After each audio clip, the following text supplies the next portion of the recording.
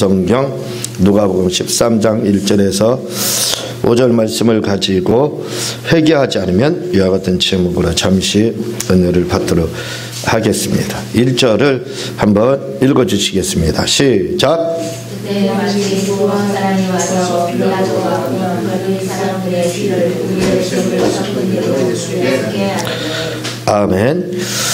예, 주님이 우리에게 말씀을 이렇게 증거하실 때 그때 또 어떤 사건이 있었습니다. 그래서 그 사건에 대해서 이제 보고하는 그 사람이 있었는데 두어 사람이 이렇게 와서 제물을 드릴 때 이게 이제 언제 이런 일이 있었는지는 확실하지는 않지만 그러나 빌라도가 통치할 때 바로 이런 일이 실제적으로 있었습니다.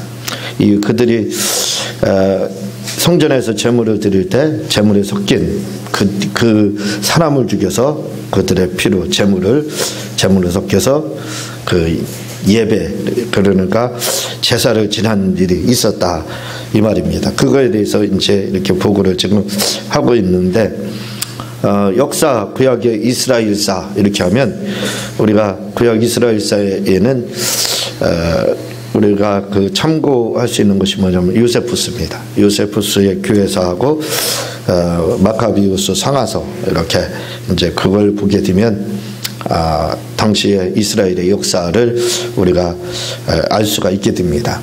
근데 이 사실에 대해서 그 구약 이스라엘사 다시 말하면 이때 당시에는 이제 살아있지 않았지만 그 이후에 살아있었던 그 요세푸스가 주님 그 십자가에서 달리시고 죽고 난 다음에 이제 그 이후에 바로 그 다음에 태어났던 그 역사가가 바로 요세푸스입니다. 이 사람의 이야기에 의하면 당시에 그 빌라도가 우리가 보기에는 우유부단하고 헤로데게 보내고 이렇게 하면서 서로 회피하고 양보하는 것처럼 이렇게 보였죠. 그런데 이 빌라도가 굉장히 온유하고 우유부단한 사람으로 이렇게 생각을 하는데 그런데 이 사람은 아주 그 과감성이 있고 또한 무자비했던 그런 사람 중에 하나라고 합니다. 실제로 이런 일들이 두 번이나 있었어요. 한 번은 유대의 갈릴리 출신의 열심당원들 열심당원이라고 하면 우리나라로 이야기하면 그 전에 독립투사 이렇게 생각하면 돼요. 나라를 독립을 위해서라면 물불을 가리지 않았던 사람들 이 사람들이 이제 열심당원입니다. 로마로부터 독립을 위해서 그들이 뭉친 세력들 그들이 이제 열심당원인데 예수님의 제자들 중에서도 이 열심당원이 있었지요. 이제 가룟 유다도 그 중에 한 사람이 이렇게 속합니다. 이 열심당원에 해당하는 이 사람들이 예배를 드릴 때 성전에서 소동을 일으켰어요. 그러니까 소동을 일으킨 게 있다는 것은 단순히 소동을 일으킨 게 아니라 그곳에서 이제 로마에 대항하는 어떤 그들로 봐서는 반역이죠. 열심당원의 이스라엘에서 입장에서 볼 때는 독립운동이죠. 그렇게 우리나라 3.1절처럼 생각하는 되는 거예요. 그렇게 그 선동을 이제 해서 로마로부터 우리가 독립을 하자 해서 성전 안에서 그런 일이 실제로 있었습니다. 이 소식을 듣고 이 빌라도가 군대를 보내가지고 3,000명을 일시에 몰살을 해버렸어요. 그 사람들은. 거기 이 사실이 한 번 있었던 것이 아니라 또 한 번 그 후에 또 이런 일들이 있었는데 그때도 역시 군대를 보내가지고 2만 명을 이렇게 학살했다 하는 마치 요세푸스의 말에 의하면 성전에서 제사를 드릴 때 동물을 가지고 제물을 드렸잖아요. 동물을 가지고 제물을 드리는 것과 같은 방법으로 그렇게 사람을 학살했었다라는 보고가 이렇게 실제적으로 증거를 이 말씀에 대한 뒷받침을 요세푸스가 이렇게 하고 있습니다. 요세푸스의 증언이 중요한 이유가 우리가 예수님에 대해서 예수님이 그리스도입니다. 하나님의 아들입니다. 이렇게 믿는 분들이 이야기를 하게 되면 믿지 않는 사람들은 야, 니네들만 주장하는 거지 어디 그렇게 이야기하느냐, 이런 이제 그건 성경에 있지 않느냐, 그건 성경 니네들만 보는 거 아니냐, 다른 역사의 증거가 있느냐, 이렇게 이제 물을 수 있다 이거죠. 그런데 이 요세푸스의 증언이 굉장히 중요한 이유가, 요세푸스는 당시에도 예수님을 믿는 자는 아니었습니다. 그러니까 제3자 입장에서, 믿지 않는 자 입장에서 구약 이스라엘사를 기록하면서 예수님에 대해서 그가 고백한 내용이, 예수님은 바로 그리스도다, 당시에 그리스도고 모든 사람들도 그리스도고, 그리고 그분은 죽었다가 3일 후에 살아났다, 부활했다 하고 믿지 않는 사람인데 그렇게 기록을 한 내용이 나옵니다. 그래서 요세푸스의 이러한 기록들이 굉장히 중요한 기록에 이렇게 해당을 하고 있습니다. 그러니까 요세푸스도 예수님이 말씀하신 것이 거짓말이 아니라 실제로 이런 일들이 빌라도 통치하에서 있었다는 겁니다. 그래서 이 일로 인해 가지고 누가복음 23장 12절에 보면은 헤롯과 빌라도가 전에는 원수였으나 당일에 서로 친구가 되니라. 그래서 원수 되었다라는 말이 나오죠. 그래서 이 일로 인해서 헤롯과 빌라도가 원수가 됐다고 합니다. 이렇게 성전에서 예배드리는 사람들을 무참하게 학살했기 때문에, 그래서 바로 헤롯과 빌라도가 그 후부터 원수가 됐다, 이렇게 이제 이야기를 하고 있습니다. 그러나 예수님이 십자가에서 돌아가시기 전에 신문을 할 때는 서로 예수님에 대해서 이제 부담감을 갖지 않으려고, 어떻게 좀 면해 보려고, 회피하려고 이제 서로 갈릴리 사람이니까 헤롯에게 속했으니까 헤롯에게 보내고, 죄가 없으니까 나는 모르겠다 해서 다시 빌라도에게 보내고, 이렇게 해서 누가복음 23장에서는 이 일로 인해서 원수가 되었으나 그때는 친구가 되었다, 이렇게 이제 이야기가 나오고 있습니다. 2절에 보게 되면 대답하여 이르시되 너희는 이 갈릴리 사람들이 이같이 해받음으로 다른 모든 갈릴리 사람보다 죄가 더 있는 줄 아느냐, 이렇게 이걸 여러분들이 바로 이해를 해야 될 부분 중에 하나가 뭐냐면, 유대인들의 당시 그 시각, 역사관을 죄관, 이렇게 보면 될 겁니다.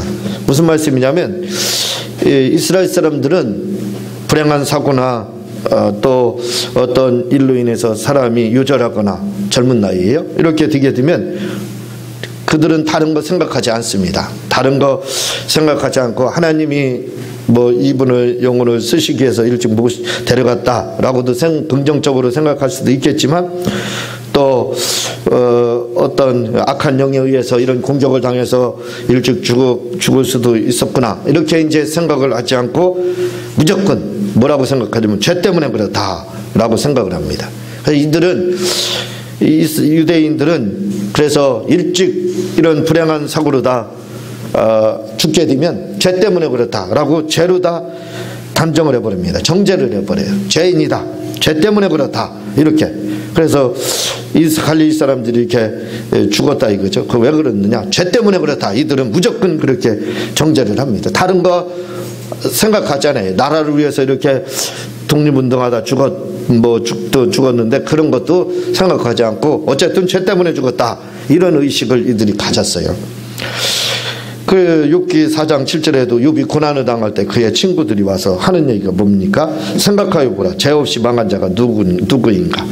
정직한 자의 끊어짐이 어디 있는가? 이렇게 친구가 고난을 당하고 왔는데 와서 그러잖아도 고난당해서 괴롭고 마음 아파하는데 혹 하나 더 붙여주고 가는 겁니다. 그게 친구입니까? 그렇죠. 와서 네가 죄 때문에 그렇다.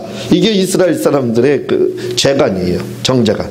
그래서 무조건 이들이 잘못 죽은 것은 어쨌든 그 이유가 어쨌든 간에 죽었지 않느냐, 그건 죄 때문에 그렇다, 이렇게 그들은 무조건 단죄를 해버렸습니다. 그게 이스라엘 사람들의 죄관이에요.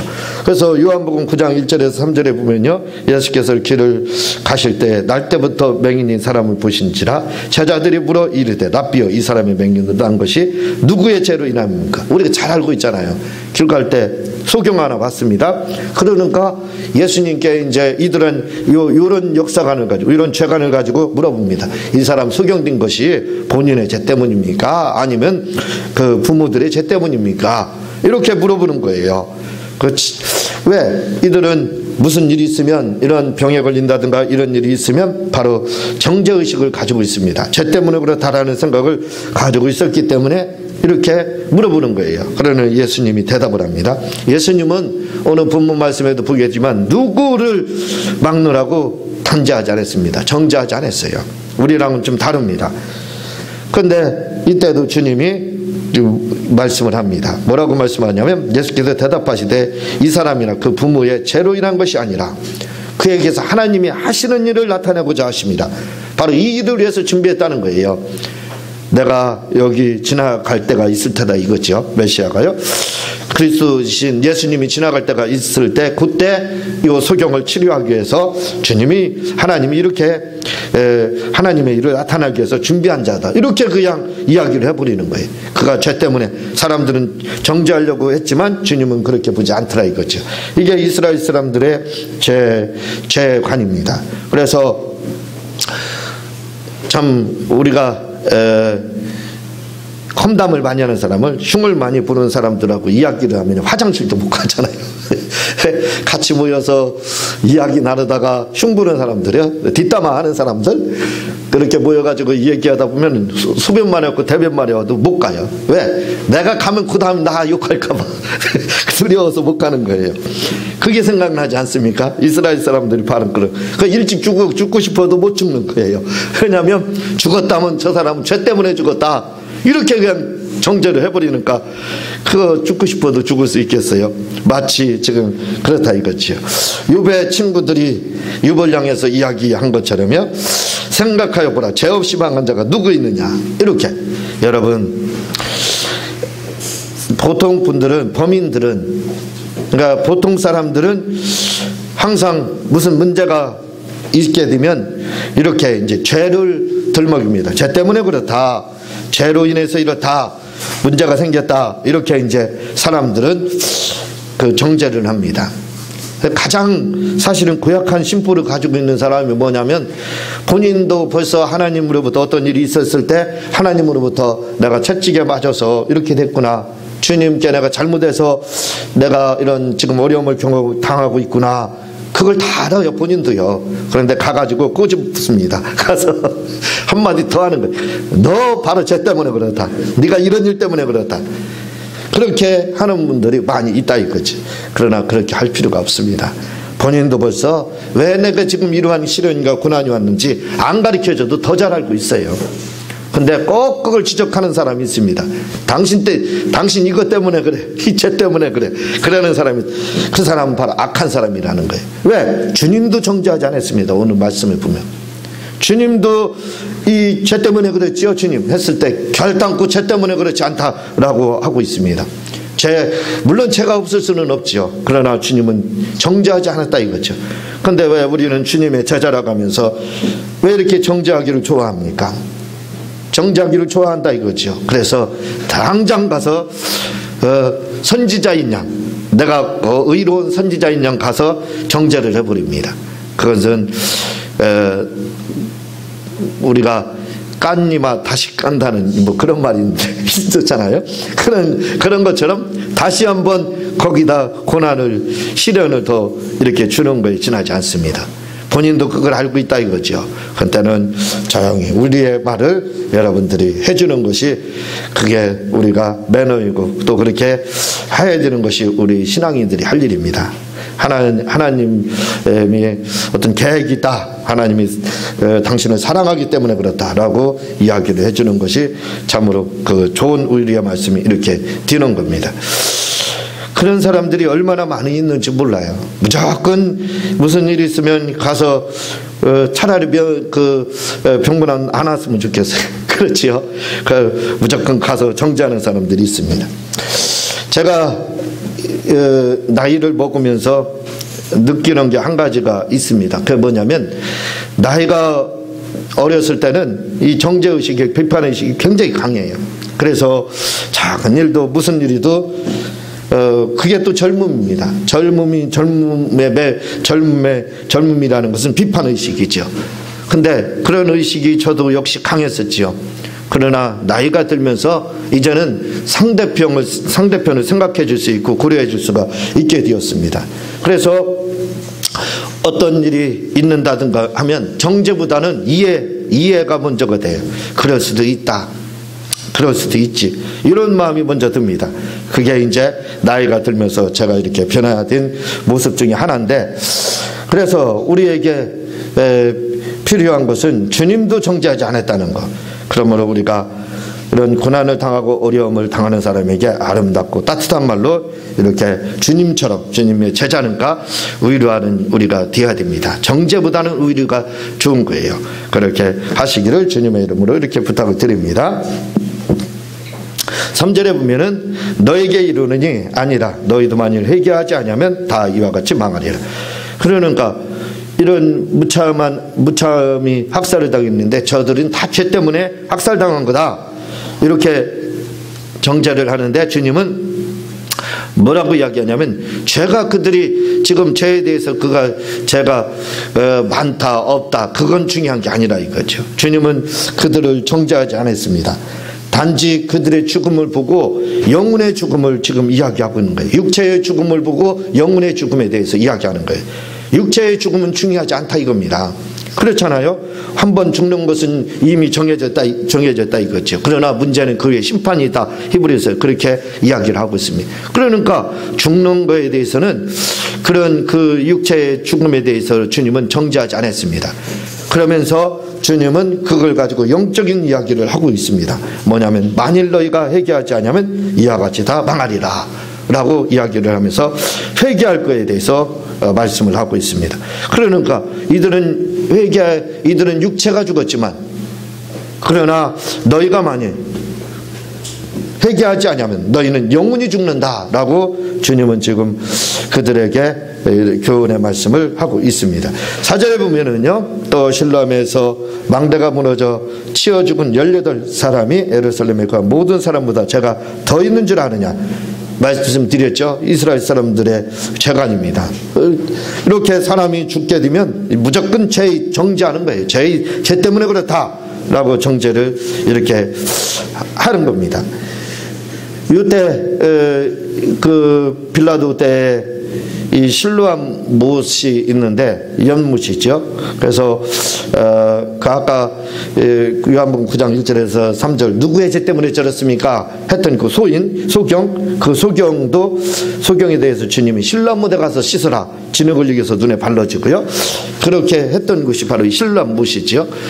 근데 이 실로암 못은 그냥 어떤 흐르는 물이 아닙니다. 못이라고 하니까 연못 같은 거죠.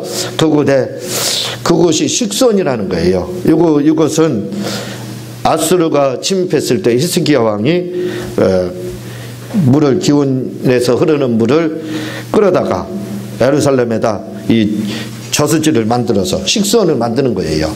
그래서 거기에 담수했다가 이제 비상시 쓰려고 이렇게 만드는 그 못이 바로 실로암 못입니다. 그러니까 실로암 연못이죠. 그래서 식수원이기 때문에 대청댐도 식수원 부지요. 그래서 초소들이 있습니다. 마찬가지로 여기도 식수원이기 때문에 망대가 있어요. 초소가 있습니다. 그래서 이제 식수원을 보호하는데, 그런데 이 공사를 하다가 그만 빌라도가 이 공사를 새로 하게 되는데, 공사하다가 그 망대가 무너져서 그 사람들이 18명이나 죽었어요. 그러니까 이제 그것까지 또 가지고 이야기를 하는 겁니다. 이 사람들이 죽은 것도 죄 때문에 그렇습니까? 하고 또 주님께 질문을 하는 거예요. 그러니까 주님은 그거에 대해서 그렇지 않다. 죄가 더 있어서 죽는 것이 아니다. 죄는 있다 이거죠. 죄 없는 사람은 없으니까요.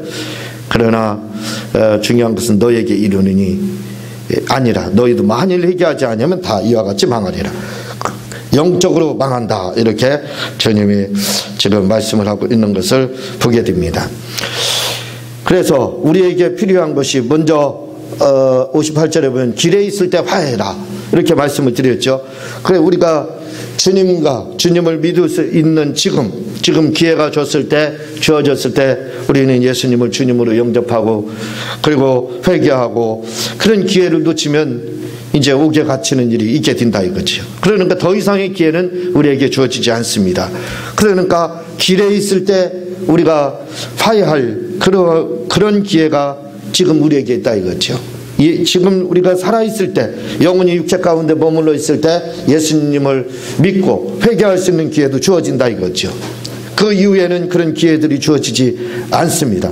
마찬가지라 이거죠. 회개에 대해서 지금 주님은 말씀을 하고 있습니다. 회개하야 영혼이 산다 라고 지금 말씀을 하고 있어요. 이들의 육체가 죽는 것이 중요한 것이 아니라 바로 영혼이 죽는 것이 중요하다. 영혼의 죽음은 뭐냐? 바로 회개하지 않고 예수님을 주님으로 받아들이지 않으면 바로 이런 일이 일어날 수 있다라고 주님이 지금 말씀을 하고 있는 겁니다. 이 죄에 대해서는 원죄와 자범죄, 본죄 이렇게 이야기를 하죠. 그래서 원죄라는 것은 아담과 하와에 의해서 지은 죄가 유전처럼 내려와서 유전인자처럼 내려와 가지고 우리 가운데 그 죄가 머물러 있는 것이 바로 이 원죄입니다. 그러니까 모든 죄의 원인은 바로 이 원죄로부터 시작되는 거예요. 그러니까 근본적으로 사람에게는 그 이유로 다 바로 죄를 지을 수 있는 그러한 속성을 가지고 태어났습니다. 그러니까 누구나 다 죄를 지을 수 있다 이거죠. 그 죄를 지을 수 있는 속성을 가지고 이제 태어나서 죄를 짓는 것을 몸으로 이제 죄를 짓는다든가 잘못을 행하는 것을 가리켜서 바로 자범죄다 이렇게 이야기를 합니다. 그리고 이제 마음으로 다 죄를 짓는 거 있어요. 그거 마태복음 5장에 주님이 그 부분에 대해서 정죄를 하고 있습니다. 그 마음으로 죄를 짓는 거, 요 마음으로 죄를 짓는 걸 바로 본죄다 이렇게 하는 겁니다. 그러니까 우리는 본죄, 자범죄를 다 회개해야 된다 이거죠. 자범죄만 우리는 회개하는데 그렇지 않다 이겁니다. 주님이 바리새인들에게 행한 그러한 책망이 뭐냐면 너희들이 겉으로는 자범죄로는 흠이 없다. 그러나 너희들 속은 어떠냐 이겁니다. 그러면서 너희들이 속이라는 것은 바로 생각으로 지은 죄를 말을 하고 있어요. 이 죄까지도 해결하지 않으면 안 된다 이겁니다. 그래서 이 문제까지도 건드려서 결국은 주님과 바리새인들 이런 사람들하고 왼수지간이 이렇게 되게 되는 거예요. 그래서 죄라는 것은 우리가 원죄라는 것이 있고 또 자범죄라는 것이 있지만 나는 자범죄를 범하지 않으니까 회개할 게 없어 이렇게 말할 수 있다 이거죠. 그러면 너는 본죄는 없느냐 이겁니다. 네 속으로 생각하는 죄에 대해서는 그건 죄라고 생각해 보지 않았느냐 그 말입니다. 얼마나 우리가 속으로 사람을 미워하고 또 얼마나 잘못된 그러한 생각을 갖는 경우가 얼마나 많느냐 이거예요. 어떤 사람은 속으로도 수만 명의 사람을 살인한다 하는 사람도 있잖아요.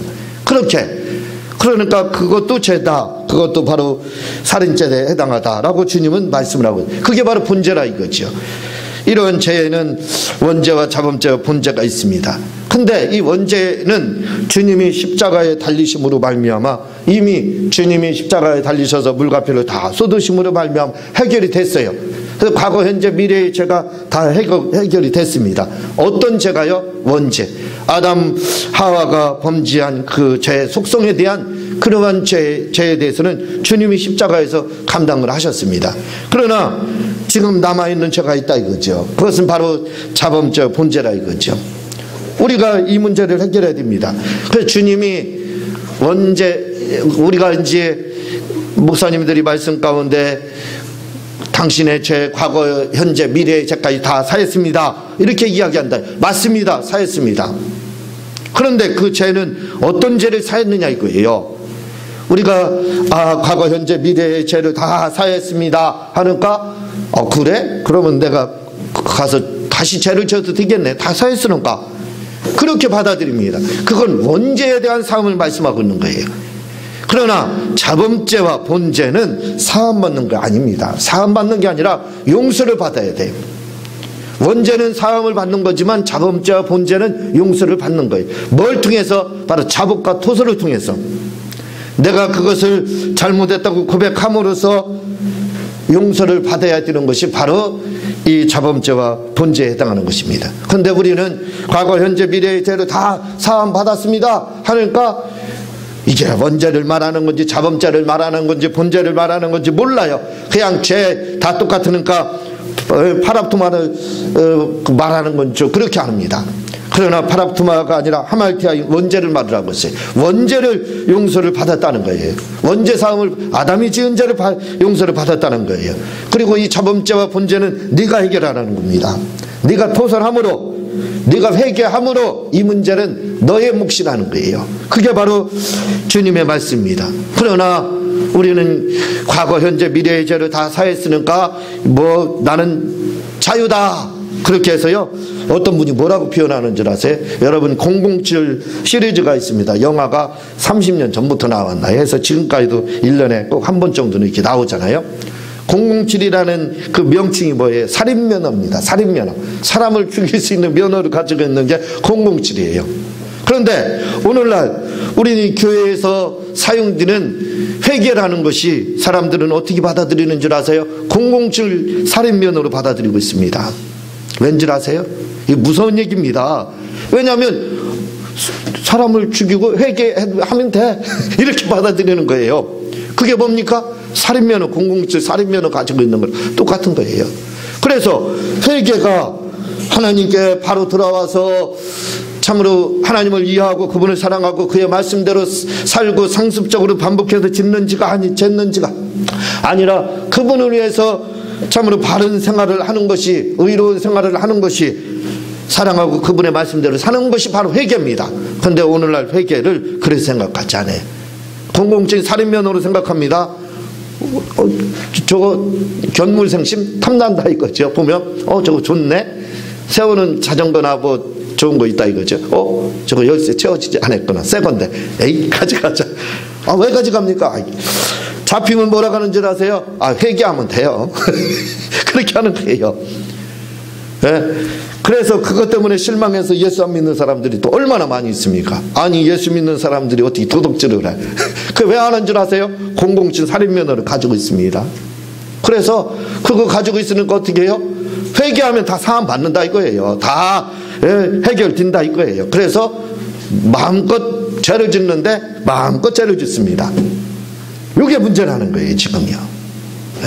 그러니까 우리 기독교인들이 바르게 더가 교회처럼 바르게 신앙생활을 하지 못하는 경우가 지금 얼마나 많이 있느냐 이거죠.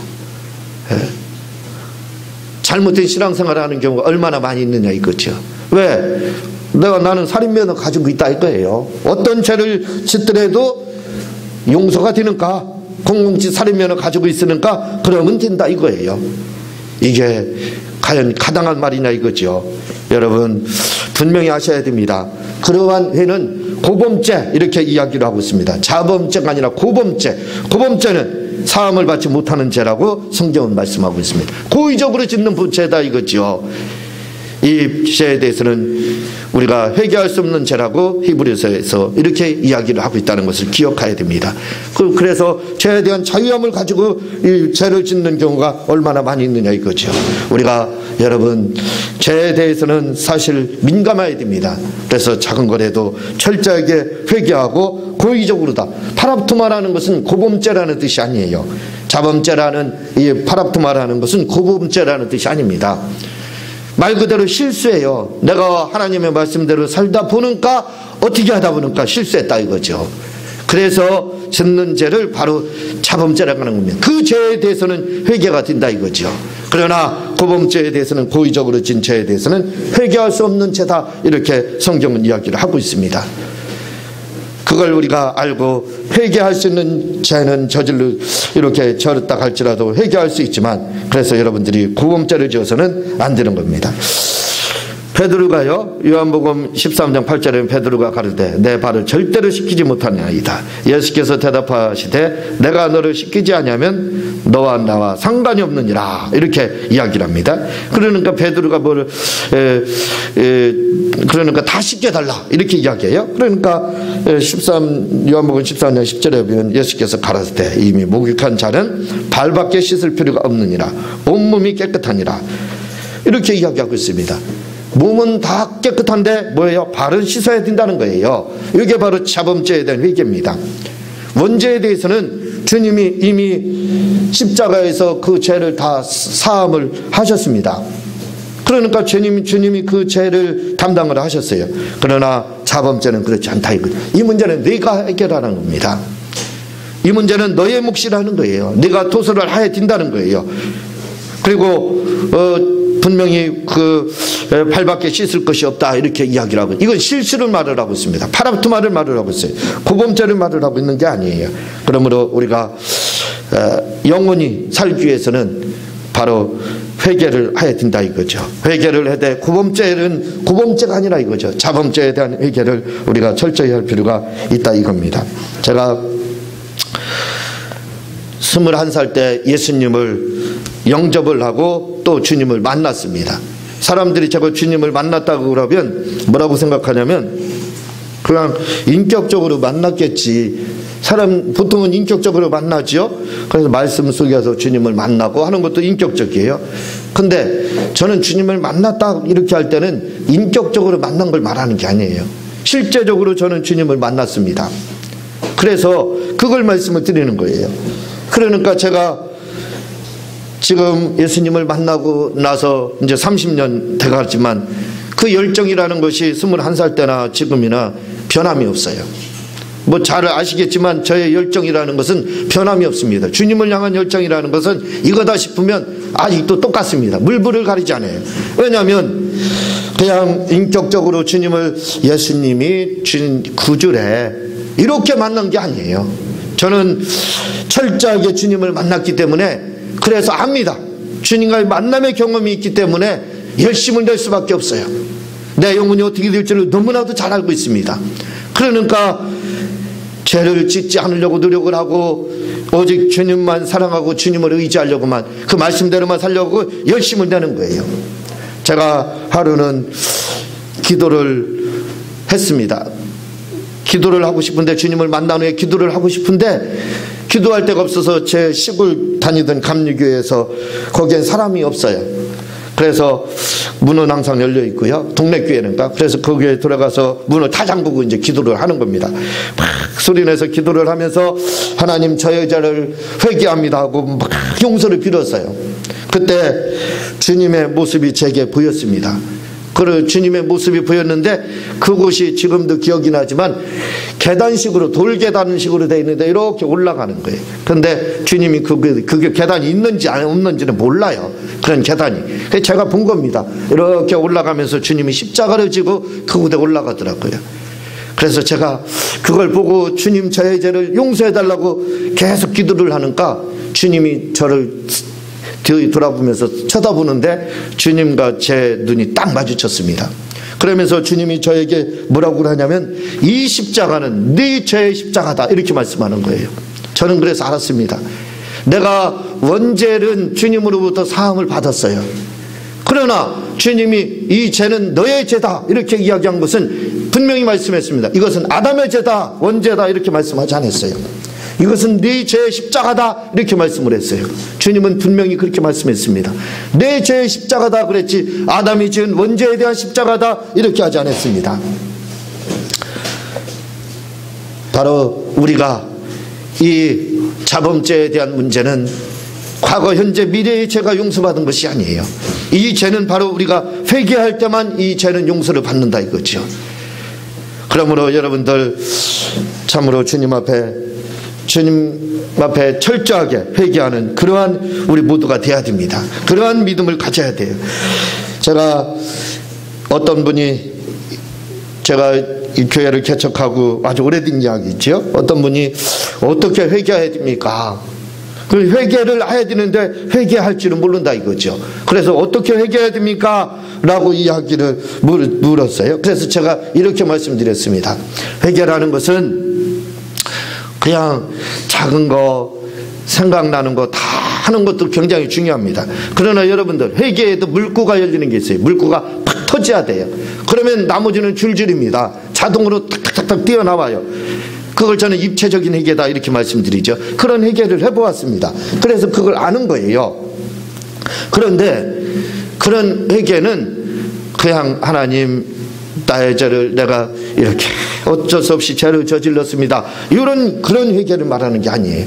근데 그런 회개를 할 때는 그분이 그렇게 질문을 해서 제가 대답해 준 것이 뭐냐면, 회개를 할 때 그렇게 하지 말고 가장 크게 지은 죄라고 생각하는 거 있지 않느냐, 큰 죄라고 생각하는 거 있지 않느냐, 그거 하나만 떠올리라고, 큰 죄라고 생각하는 거 하나만 떠올리라고 이렇게 이야기했습니다. 그리고 그걸 가지고 그것만 생각하고 하나님 앞에 용서해달라고 기도하라고 그랬어요.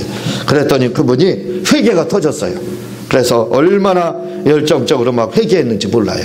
우리가 눈물로 회개할 필요가 있습니다. 눈물로 한번 회개해 볼 필요가 있어요. 그냥 입으로만 가지고 하나님 내가 그냥 잘못했어요, 용서해 주세요, 그냥 봐주세요, 모르겠습니다. 그런 회개도 회개에 들어가겠죠.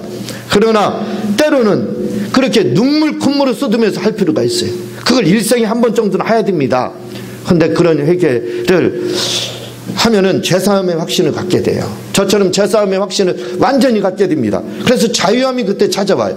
그러니까 주님에 대한 만남이 뚜렷합니다. 주님에 대해서 확실히 알게 돼요. 그런 회개를 할 필요가 있습니다. 그러기 위해서는 가장 크게 생각나는 죄에 대해서 한번 간절하게 여러분들이 회개를 해볼 필요가 있습니다. 주님이 말씀하고 있어요. 회개하지 않으면 너희들도 이와 같이 망하리라. 분명히 말씀하고 있습니다. 원죄를 가지고 지금 말씀하는 게 아니에요. 원죄는 주님이 십자가에서 사했습니다. 그러나 주님이 지금 말씀하는 것은 바로 사함을 받는 것에 대해서 말씀하고 있어요. 자범죄와 본죄에 대해서 말씀하고 있습니다. 그러므로 우리가 우리의 영혼이 살기 위해서는 어쩔 수 없습니다. 그것은 바로 자범죄와 본죄에 대해서 이렇게 철저하게 주님 앞에 회개할 필요가 있다 이거죠. 오늘 우리가 말씀을 생각하면서 참으로 진심으로 회개하는 시간을 한번 가져보시기를 주님의 이름으로 부탁을 드립니다. 이 시간 주여 삼청하고 통성으로 기도하는 시간 갖겠습니다. 주여